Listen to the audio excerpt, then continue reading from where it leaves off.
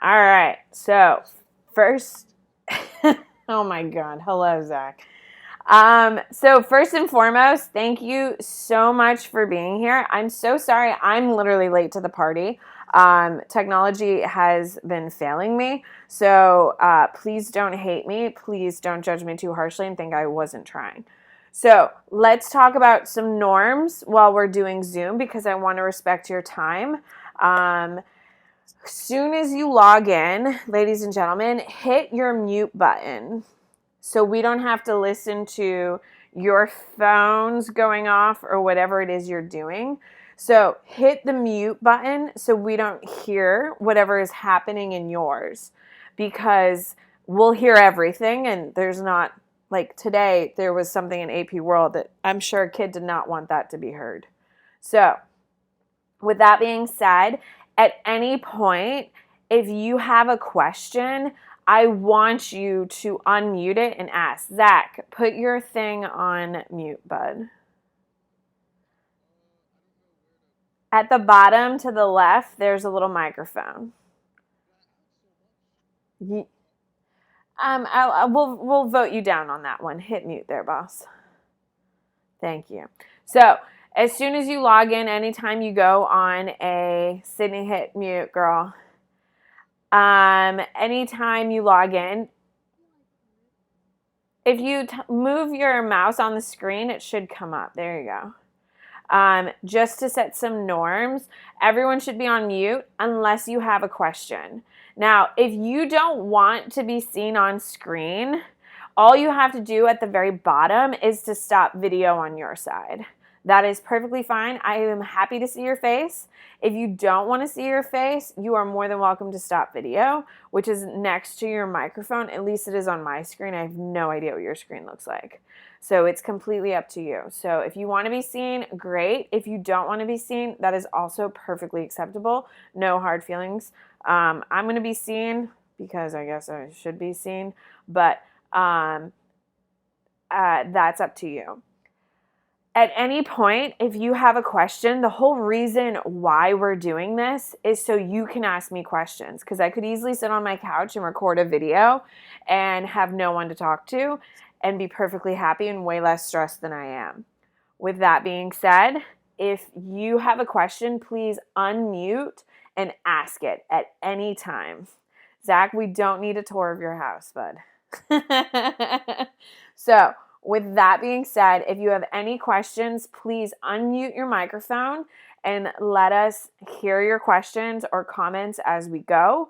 But as soon as you enter and while you're just sitting there listening, please have your microphones on mute. It just makes it easier for everyone. Next thing, I am well aware Edsby has crashed. I am very much so aware of that. With that being said, you are let me try that again. I'm so sorry. With Edsby being crashed, I am well aware that you don't have access to your vocab quiz. I would like you to kind of keep trying to do it because it makes it easier. You got it done, Emerson? Perfect. And it went pretty smoothly, Emerson?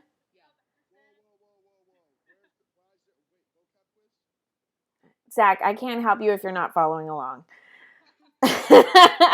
So, if you cannot access your vocab quiz because Edsby's crashed, that's perfectly fine. But I would sincerely like you to try to do it because that gives me feedback on what is working and what doesn't working and trying to solve some problems. So if you could attempt. Sweetie, I see. I don't know that feedback because I don't know. So I don't know what you can see and what you can't see. It didn't go right into your grade book, my love? Oh, okay. Well, I haven't been able to log in. I've been up since 4. I don't know if you saw my Instagram post and I have a lot of anxiety, Camden Collins, and I'm so proud of you. I'm so proud of you. I'm so proud of you. I saw your story. I'm so proud. Anyway, so if you can't get onto EDSB, I'm going to keep the door open, and no one's going to be punished for not being able to do it just because of technology. But if you can do it, I'd really appreciate that feedback so I can kind of start filtering information and figuring out what works and what doesn't work. I've already made your test for Wednesday, but if EDSB is just down, then we'll just have to keep pushing it back, which is fine. We will make things work. No one is not going to be able to do something because of technology. So we will make it work. But if you could try doing the things I'm asking, it just gives me more feedback so I can be more successful the next time around. That's the only thing I care about. Keep in mind, you should be working on your focus and on your study guide and your outline. Those are going to be turned in via EDSB if it ever works, by taking a photo of the front and backs and submitting it to me. If you are not following me on Instagram, I would definitely do it because EDSB is kind of, a mess at the moment. And so that's how I've been getting messages out that I've posted something, that we're doing something, whatever it is. So if you, I'm Mrs. Bennett Plant, no punctuation. And I've just been posting messages about what's happening and when. Like, for instance, I'll post tomorrow's meeting on Instagram and on EDSB in case you can't get on EDSB. So, Mrs. Bennett Plant, Zach. No, I'm not using my private one. Thank you, Zach. So, if you need anything, please reach out via that, just because EDSB is a little all over the place. All right. I hope each of you are doing okay. I hope you guys have what you need. At any point, reach out and let us know if you guys need something. But we're here to get on content, and I want to help you guys as much as we possibly can. So I'm going to start. I hope you're all doing well. It's so nice to see your faces. Hi. I'm in my nursery. Can you tell? Wait, give us a tour. I don't want to give you a tour. McCrae is in the other room, and he can hear me. No.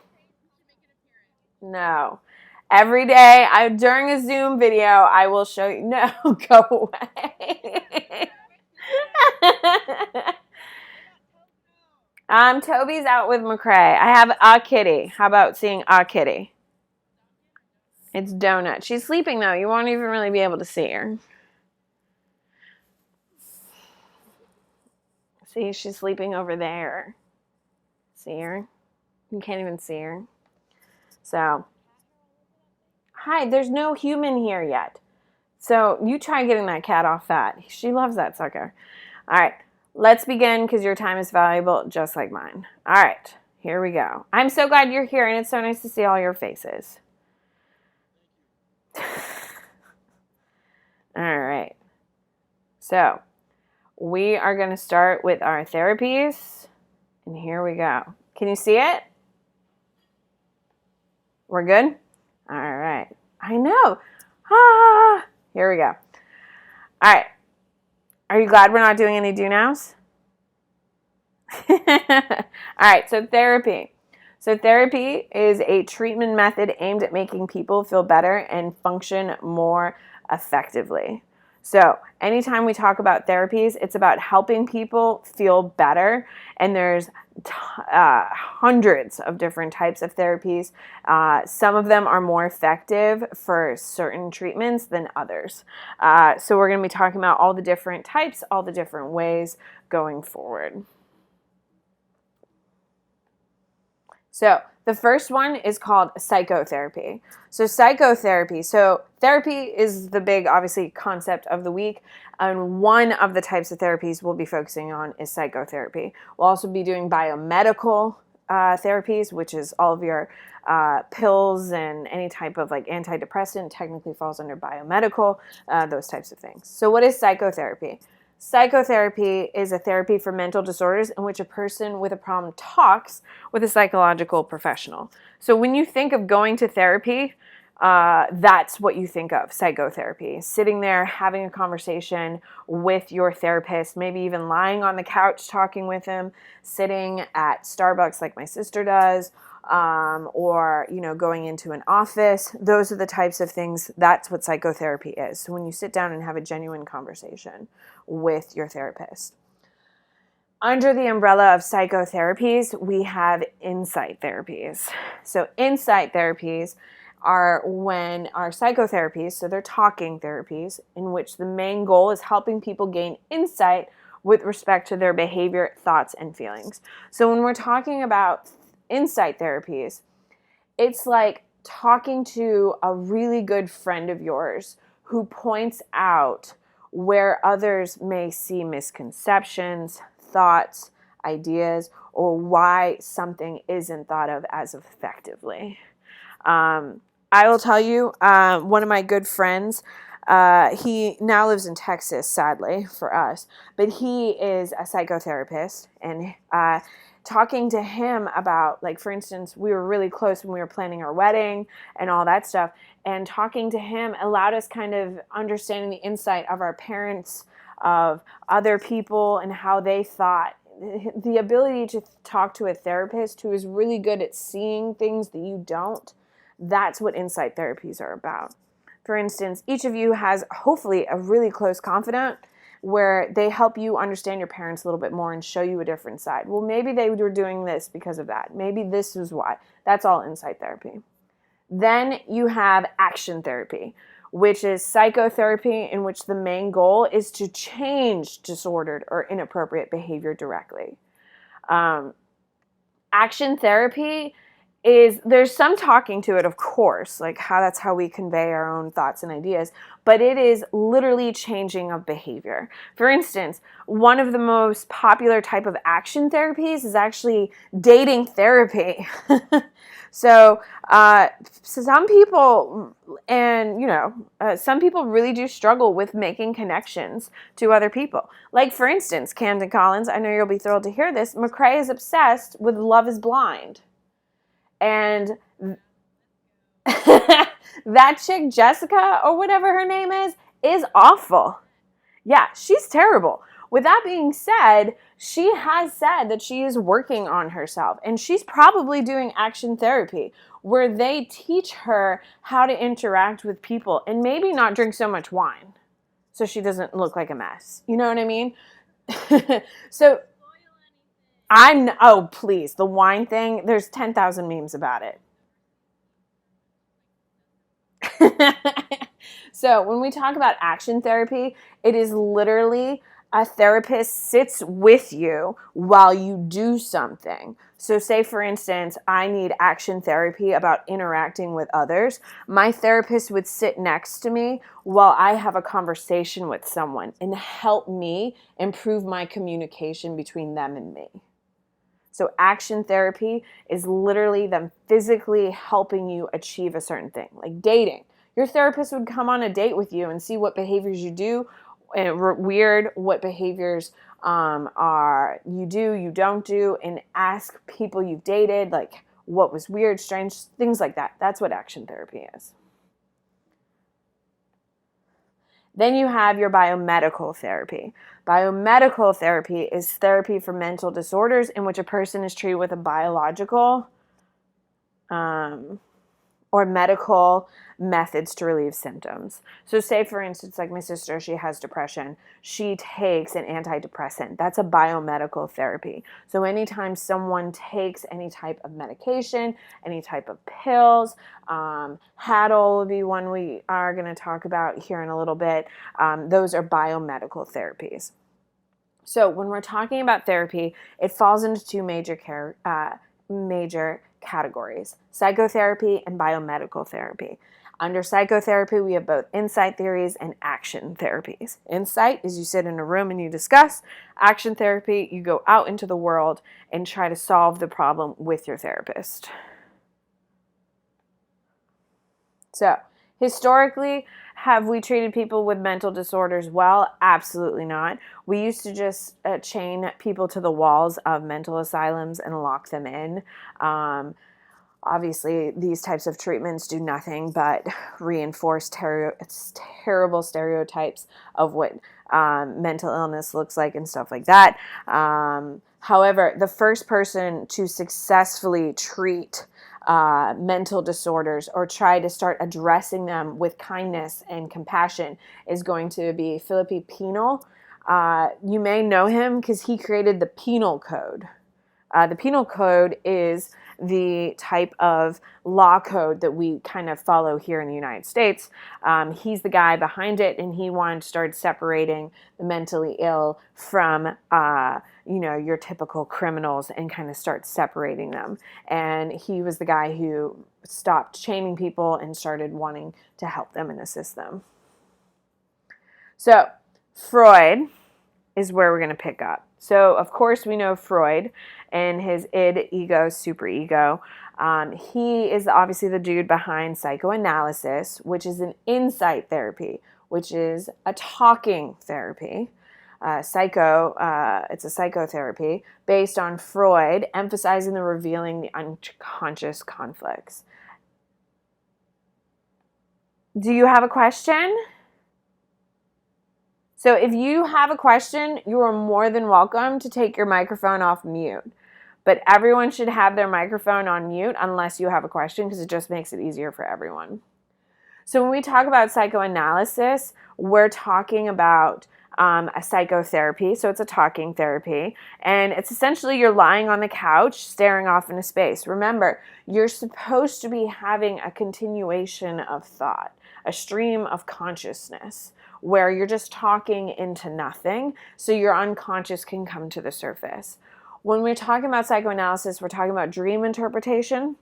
When we talk about dream interpretation, it comes up into two major categories. The first one is manifest content and latent content, which I've taught you this already. We've covered this like 10,000 times, but here we are again. Manifest content is the actual content of one's dream, and latent content is a symbolic or hidden meaning of the dream. So if I had a dream of a bear chasing me through the woods, the manifest content is the bear is chasing me through the woods. The latent content would be my mother's disappointment is the bear. And I'm dealing with my mother's disappointment of trying to avoid my mother's disappointment. That would be the latent content. When we deal with psychoanalysis, we're also dealing with free association. And this is probably the most important component of Freud's psychoanalysis as a therapy. When we talk about free association, it is literally the client comes in, the psychoanalyst says, well, hello, Margot, how was your day? And then Margot would just literally start talking about anything she wants. If she wants to talk about her favorite taco recipe or her favorite hot chocolate recipe, or if she wants to talk about how much being quarantined sucks, whatever she wants to talk about is absolutely okay. And the therapist will never interrupt. So free association is literally when the patient is encouraged to talk about anything they want, and the therapist will not interfere in hopes that her subconscious will come to the surface. So, one of the biggest things about therapy is this whole concept of without fear of negative evaluations. Because when we talk to our friends, not besties, not ride or dies, but our friends, we are careful about what we say because we don't want to be judged too harshly, correct? We monitor what we say. We make sure we read our texts very carefully to make sure we're not saying anything inappropriate, because we don't want people to have negative thoughts about us. When we're in therapy, the most important thing that we can do for our clients is to make sure they know it's a safe space. And that's what Freud is really about, creating a safe space where clients can say whatever they need to say without being judged. So one of the aspects of psychoanalysis that is challenging is this idea called resistance. Resistance is when a patient becomes reluctant to talk about a certain topic. They either change the subject or just become completely silent. Every single one of us has done this 1,000 times, and probably, especially spending this much time with your family, Raise your hand if you've had resistance in your household where you're just like, yep, I am not dealing with this shit right now. That's the idea, that you just don't want to talk about something. And of course, the thing that you don't want to talk about is the thing that's probably making you the most upset. Can we agree? I like how you guys have these thumbs up things. How are you doing it?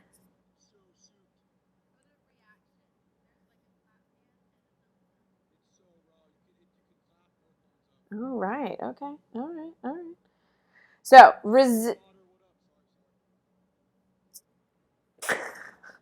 resistance is when you refuse to talk about a subject. And of course, whenever we refuse to talk about a subject, that's of course what gives us the most stress, what we're most defensive about, what we definitely don't want to engage in.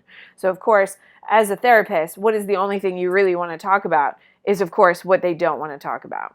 Then we also have a thing called transference. Now, transference is definitely trickier than resistance. Every single one of us has experienced resistance 1,000 times where we're pissed off, we just don't want to talk about something. Transference is a little bit more complicated. So, transference is the tendency for a patient or client to project positive or negative feelings for important people from the past onto the therapist. This is what happens when people fall in love with their therapists. Okay, so if you've seen Zach's favorite Netflix show, You,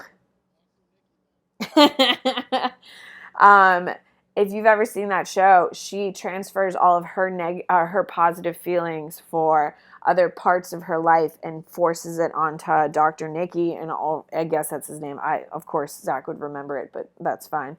That's transference. So, say for instance, you're having a heated conversation about your mom, and then all of a sudden you're now angry at your therapist. That's transference. So whatever stress you have in your life, you are now focusing either positively or negatively on your therapist.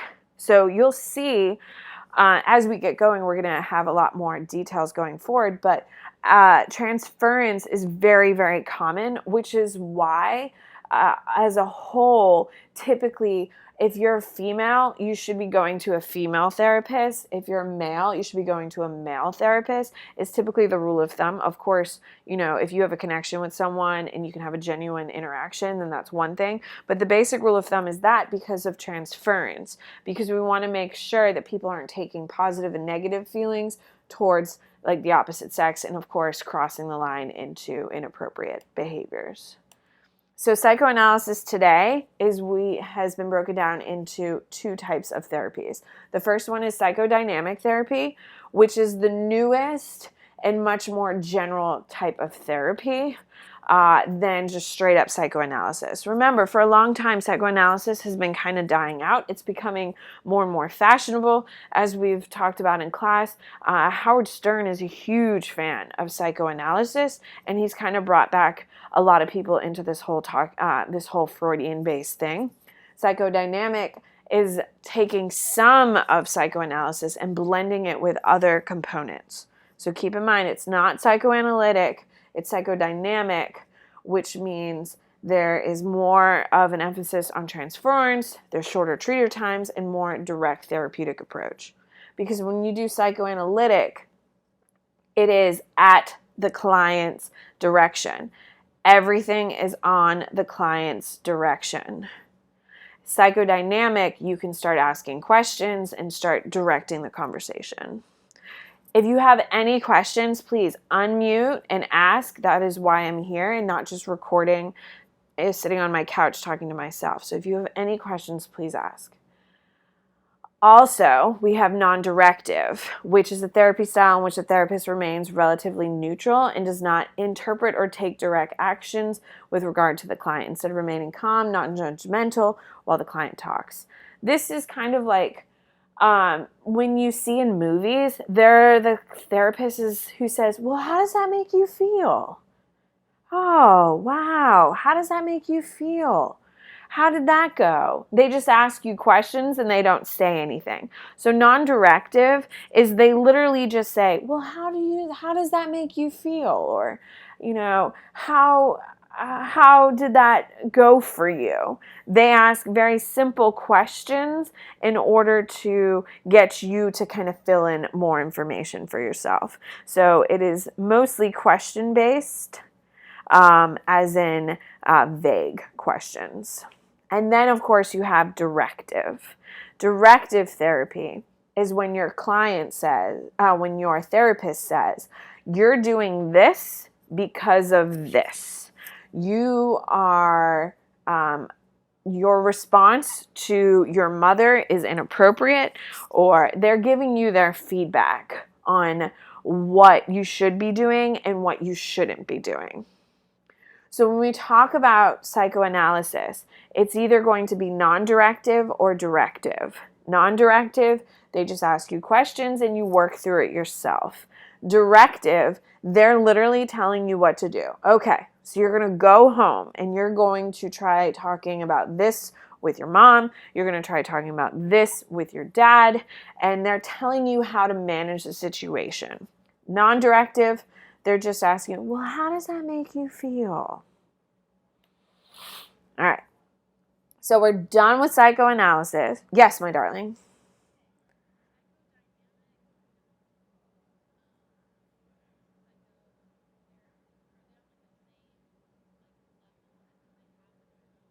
Yes. So under psychodynamic, there are some therapists who are non-directive, and then there's some therapists who are directive.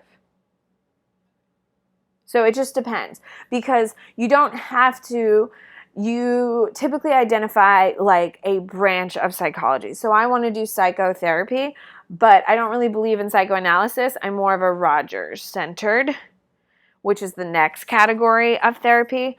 And then I can answer, then I can follow through there.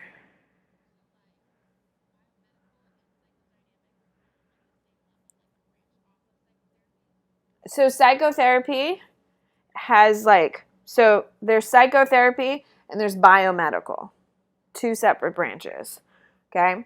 However, as we're going to get going, most people go to both psychotherapy, go talk to a therapist, and take medication. Like my sister goes to a therapist but takes antidepressants every single day. Does that make sense? So there is overlap, but they're two separate things. And under the tree of psychodynamic, then you have different types of therapies. Psychoanalyst happens to be one. They can follow directive or non-directive. Does that help? Okay.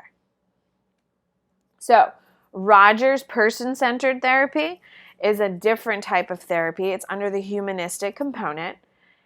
It is non-directive, which means the client can talk about anything they want. So if I show up at therapy today and decide I want to talk about different waterfalls I've seen, then my therapist is going to be like, oh my God, what type of waterfalls have you seen? Where have you seen them? And then I could talk about anything I want about waterfalls. Now, ladies and gentlemen, do you think talking about waterfalls is going to solve my problems with my mother? No. No, it is not. But Rogers person-centered therapy is non-directive. So the client gets to talk about anything they want. Why do they let them? Because they're trying to build a relationship with the client. Because if you can just get the client to talk, eventually you can get the client to talk about the important things that actually do have an impact. And that's what person-centered therapy is all about. When we talk about person-centered therapy, we're looking at four major elements. The first thing is reflection. The therapist is going to always ask you, well, you said this. What do you mean by that? You know, when you were describing your mom, you said, you know, she's kind of a hateful person. What do you mean by that? What would be an example of that? When you were describing your first date, you described him as kind of clumsy. What do you mean by that? It's about really addressing what you're saying and making the client think about their own thoughts. Another major component of Roger-centered therapy is unconditional positive regard. No matter what. Does someone have a question? We're good? Okay, because I hear your microphone. I just want to make sure. Because if you have a question, turn on your microphone. If you don't have a question, make sure your microphone's on mute. Unconditional positive regard. No matter what you say to the client, you can never be angry at them. So, like, for instance, if your mom or your dad goes to their therapist and says, oh my God, I hate my kids, this quarantine is killing me, your therapist is going to be like, yeah, say it, girl. Okay? They're going, no matter what, they're going to show positive warmth, respect, and they're going to be supportive of whatever you say, because if they show any negative component, you're going to stop talking. And if you stop talking, then therapy isn't going to work for you. They also need to be empathetic, which means the therapist is supposed to be able to relate to the feelings of the client. Like, you're supposed to be like, hey, I get it. I understand how frustrating it is to feel this way. Have you thought about doing this? When I went through this, I did this, and kind of giving out those types of support. And then finally, you have authenticity. Authenticity is being like genuine, open, and honest response of the therapist to the client. I'll tell you guys, when you're looking for a therapist, and at some point, I hope every single one of you has a therapist, because no matter what you're going through, every single person could do with someone who understands what you're going through, who could see the bigger picture and give you some insight into your own thinking. If you haven't been to therapy, you should go. It's amazing. Like, the way that a therapist thinks and allows you to kind of shape your own thoughts and opinions and kind of understand yourself is really, really helpful. And what you're honestly looking when you meet with a therapist is that authenticity. You want to feel like they genuinely care about you and that they are giving you their honest feedback. And that's the most important thing to you. So if you've never gone to therapy, you really should, because it's awesome. And if you have been to therapy, I hope you had a good therapist, because I've had good therapists and there's nothing better. Because, like, damn, we all have things going on, especially with all this craziness going on. So, can I change it? Nice. Okay. Take a photo, Zach.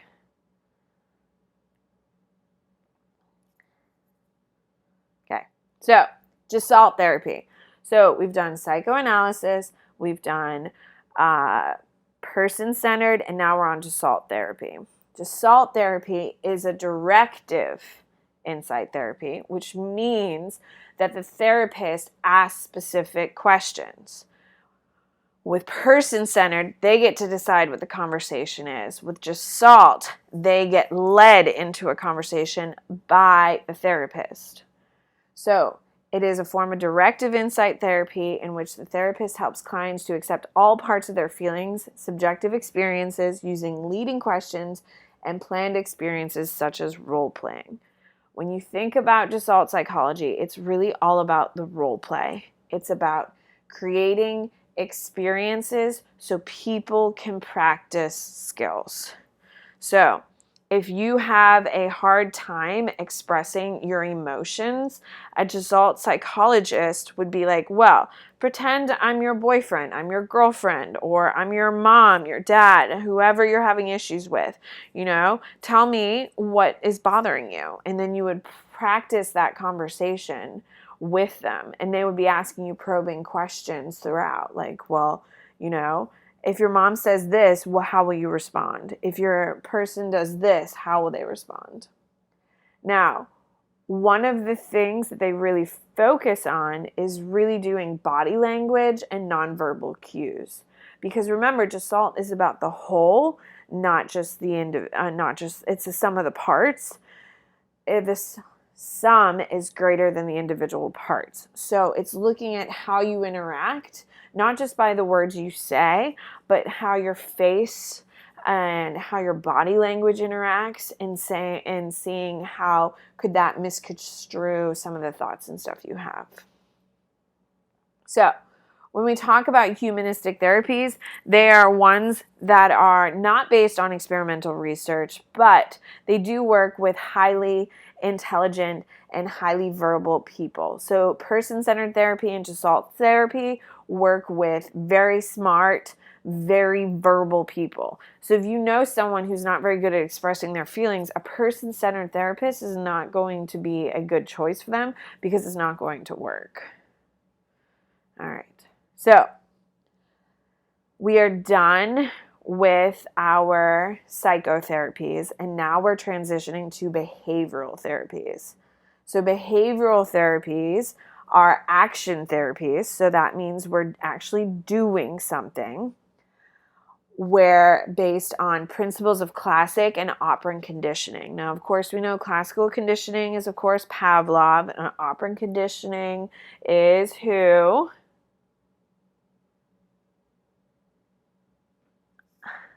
Seriously? Seriously? No one knows. Operant conditioning is done by who? Hello? I can see you all. I'm scrolling through. I don't know if you can see me scrolling through, but I see every single one of you. No, he's observational learning, Bobo dolls. I can see you all, except for a couple of you, but no, it's Skinner. Yes, it does, my love. So we have operant conditioning, and classical conditioning is the foundation of it.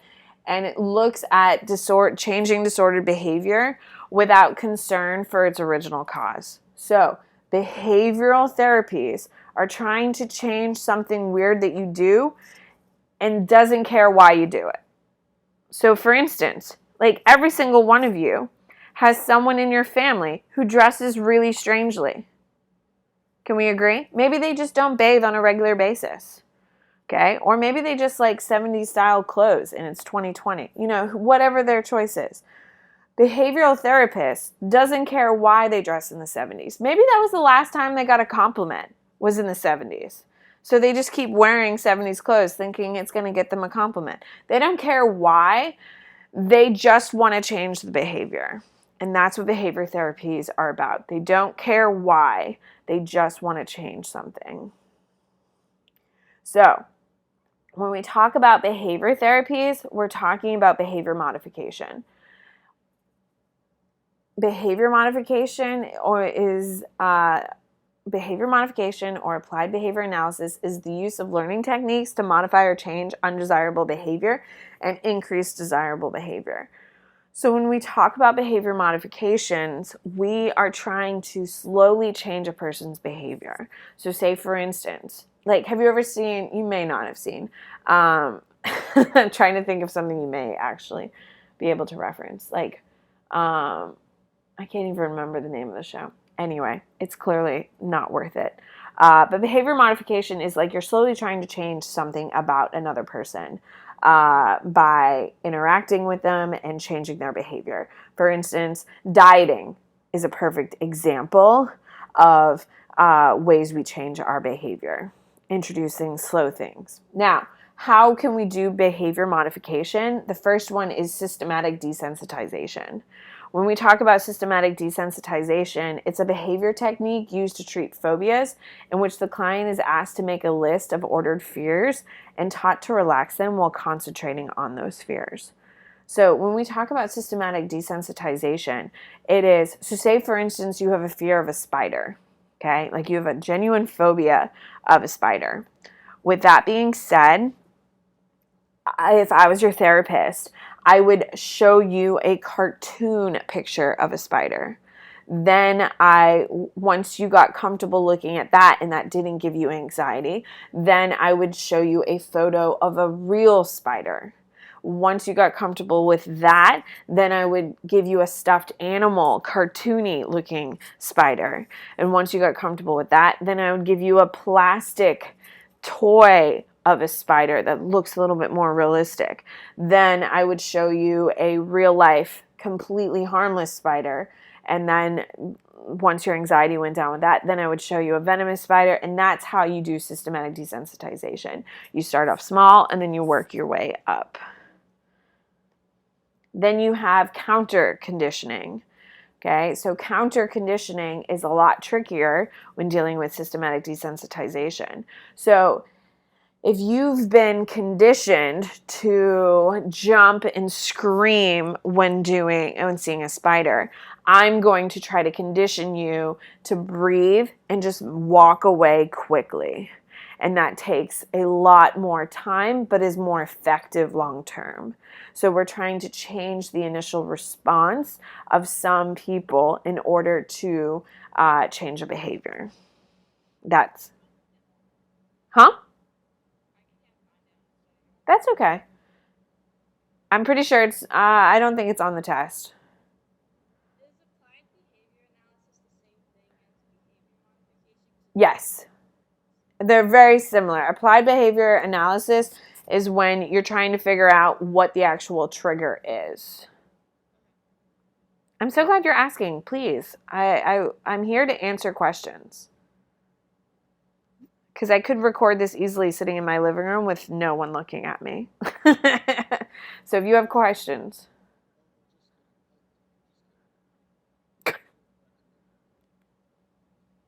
Okay. So behavior therapies, continuing, we also have aversion therapy. It's a form of behavior therapy in which an undesirable behavior is paired with an aversive stimulus to reduce the frequency of the behavior. Ladies and gentlemen, that is a lot of fancy words to say we pair something we don't want with something that's bad in order to get us not to like it. Like, for instance, you can buy, if you are a nail chewer, anyone here a nail chewer? Oh my God, gross. McCrae is a nail chewer, so I'm judging you. He has like no nails all the time. It's gross. Anyway, with that being said, he's working in the other room. He's on quarantine too, so he's sitting at his desk. He's sitting at the kitchen table working, thank you. I'm so glad I'm not enough for you, Zach. Well, he's working. It sounds like he's on the phone. I tried, but the donut is not happy that I'm in her room. She's currently covering her face and is annoyed that I'm talking.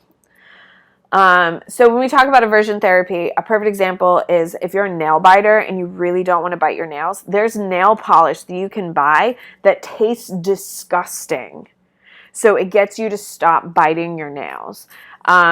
You may have heard, like, if you ever, like, some terrible dating advice, if you broke up with someone and your, like, heart was broken, but, like, you can't stop thinking of them, people say put a rubber band on your wrist, and every time you think about them, pluck it.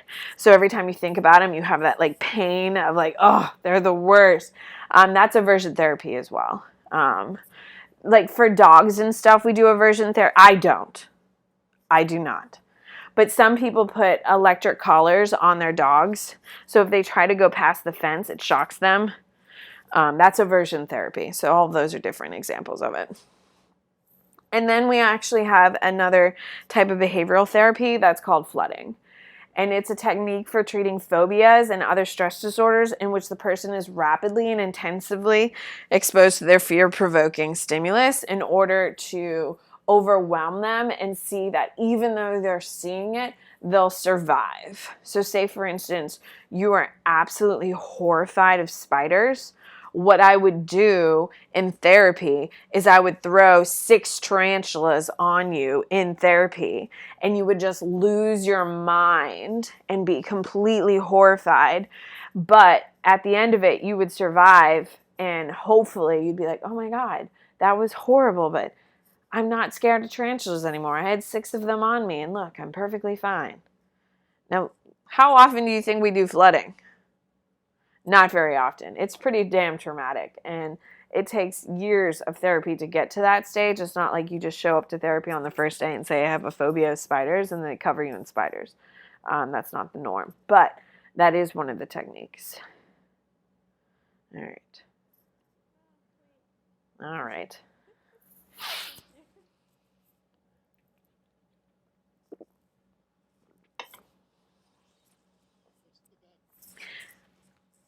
It is bubbly, of course.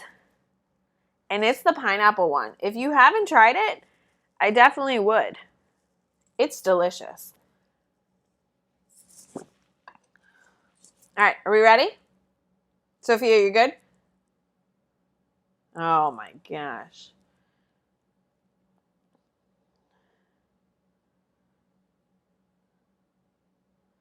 All right, girl, I'm going. Yes, darling. I am ending at 1:30. I'm doing just an hour, just like I said. Is that okay with you? Okay. Yeah, no. I know you guys have like plenty of other things to do, and this is not how you want to spend your whole day, and I get that. All right. So,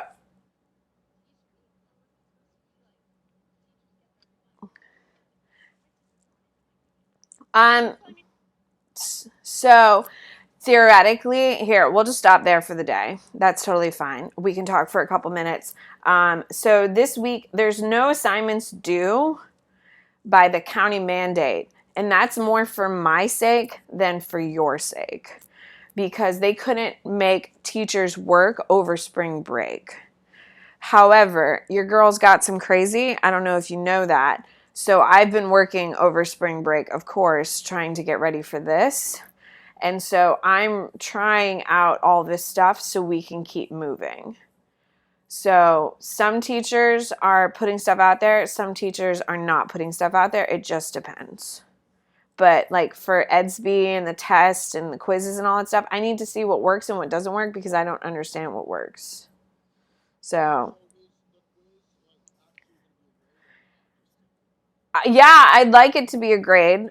For sure. I mean, if you can't get in there, we'll happily extend time and stuff like that. We'll make modifications. God forbid you just totally mess it up just because, then I'll happily reopen it and stuff like that. But I'd like to finish content this week. I have a test ready for you on Wednesday. If we can take it, great. If we have to push it back because EDSB's down, we'll kind of go. But this whole prep week is for me, not really for you guys. But your girl is ready, so here we are doing this. Yeah, this is it. So we're going into review. Yeah. So next on Thursday, I'd like to transition if everything goes smoothly. Oh, I'm so glad you're going to spend some quality time with it. So with that being said, on Friday, hopefully you've seen my EDSB post about AP Psych. Your exam is now 45 minutes online. Have we seen that? And it's all essays, all FRQs. So guess what we'll be doing plenty of, ladies and gentlemen? I see you, Emerson. I see you. Well, we are now going to, on Friday, if you haven't checked EDSB, do it when you can. You have a 45-minute test in May, and it's all FRQ based. No multiple choice, it's all writing. I would say you would have to. I don't know exactly.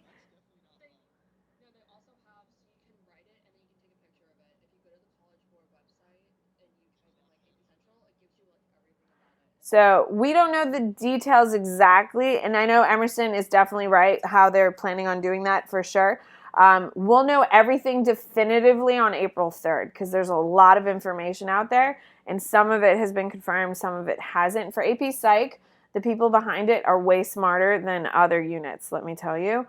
So I have full faith that your test will be better than other people's, but we'll see how that goes. April 3rd, we'll have definitive information kind of going forward. So, ladies and gentlemen, what do you got? Yeah.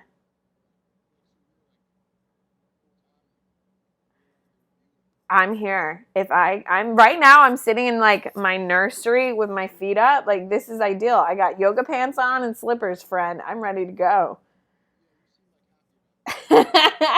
Well, I mean, we're going to keep working and we're going to keep moving as best we possibly can. So today, ladies and gentlemen, I got to slide 18 out of 43. So we got through about halfway of content. Tomorrow, planned lecture, I'll be sending out a link via my Instagram as well as on Edsby if I can log in. So everything we did today, I've recorded like I usually do in class, and I'll be posting on plant lectures as well for people who were not here. So hopefully that works. That's about an hour of your time.